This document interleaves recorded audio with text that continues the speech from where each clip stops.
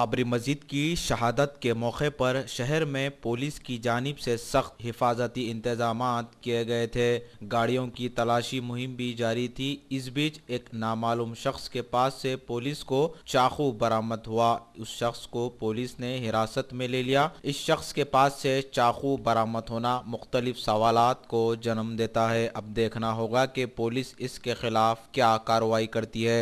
Hyderabad city commissioner police M Mahendra Reddy ने भी पुराने शहर के मुख्तलिफ इलाकों का दौरा किया और हालात का जायजा लेते रहे।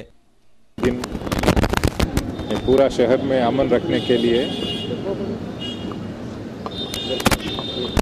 बंदोबस्त अरेंजमेंट्स कराया गया।